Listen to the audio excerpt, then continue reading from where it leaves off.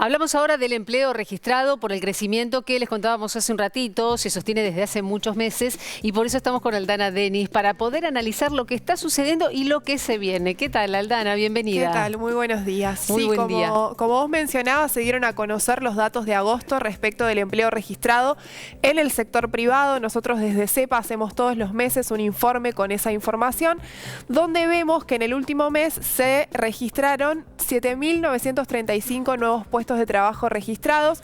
Vuelvo a repetir, en el sector privado, con este último dato, Argentina acumula 37 meses de crecimiento sostenido del empleo. Vale recordar que Argentina venía de dos grandes crisis del empleo. La primera entre abril de 2018 y diciembre de 2019 con el gobierno de Cambiemos, que significó nada más ni nada menos que la pérdida de 276.000 puestos de trabajo, a los que se le sumaron los puestos de trabajo perdidos durante la pandemia.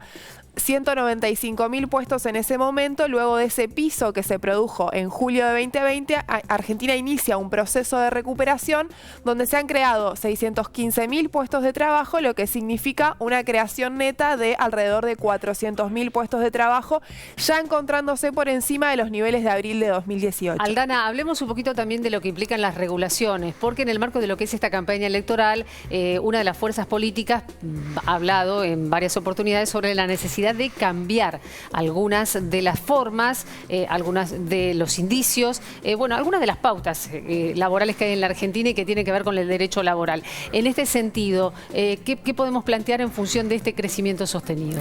Sí, me parece interesante desde ya aclarar que no es un debate nuevo en la Argentina. Ver esta evolución del empleo registrado privado nos permite observar la fuerte relación que existe en Argentina entre la generación de empleo y el nivel de actividad económica. Lo vemos con la caída del gobierno de Cambiemos, la caída de la pandemia, y si se quiere nos podemos ir un poco más atrás en el tiempo y ver lo que pasó durante la década de los 90 en la Argentina con la generación de empleo, un crecimiento de la tasa de desocupación durante esos años de más de 10 puntos porcentuales, llegando a Argentina a tener casi 20% de desempleo durante la crisis de la convertibilidad, luego de haber hecho muchísimas reformas en materia laboral que tienen que ver con esta flexibilización. Allí también estuvo presente la importación, ¿no? Claramente el ingreso de las importaciones en detrimento del trabajo nacional, las pymes afectadas durante la década del 90 que mencionabas recién. Exactamente, la destrucción de la industria nacional, el cierre de las pymes, si nos venimos más acá en el tiempo, durante la crisis del gobierno de Cambiemos, el cierre de 25.000 pymes, que eso tuvo un impacto directo en la generación de empleo, puesto que son las grandes,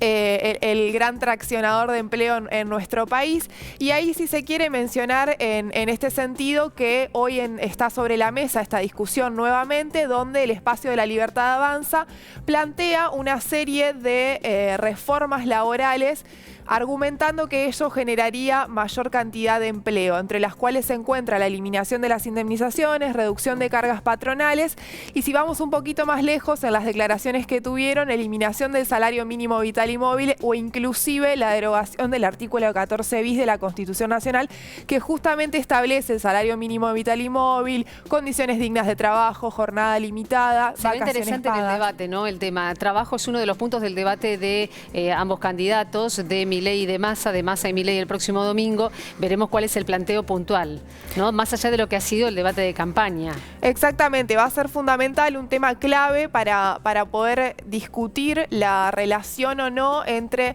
la generación de empleo y las regulaciones laborales. Déjame agregar una última cosita en términos económicos que me parece importante poner en discusión cuando se plantea que el salario mínimo vital y móvil es una distorsión del mercado de trabajo.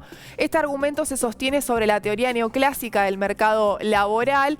Algunos dirán, bueno, ¿de qué estás hablando? La teoría neoclásica plantea que el mercado laboral funciona como cualquier otro mercado con los que se analiza el funcionamiento de la economía, con lo cual los trabajadores vendrían a ser los oferentes de trabajo, las empresas demandantes de trabajo, y en la libre interacción de la oferta y la demanda se determina el precio del trabajo, que no es nada más ni nada menos que el salario. Con lo cual, plantear que el salario mínimo vital y móvil es una distorsión de ese mercado es, en definitiva, plantear que el salario no puede caer lo suficiente para volver al equilibrio. Y además no están en el mismo lugar, ¿no? Estamos hablando de un trabajador, estamos hablando de una empresa. Otro de los temas que en las últimas horas también es noticia, la inflación. La inflación de la Ciudad de Buenos Aires, que suele ser un precedente de lo que implica la inflación a nivel nacional, que va a ser dada a conocer el próximo lunes por el INDEC. En Ciudad de Buenos Aires el índice fue menor al 10%, una desaceleración, ¿no? Exactamente, se dio a conocer el IPC Cava, un 9,4% en lo que fue octubre.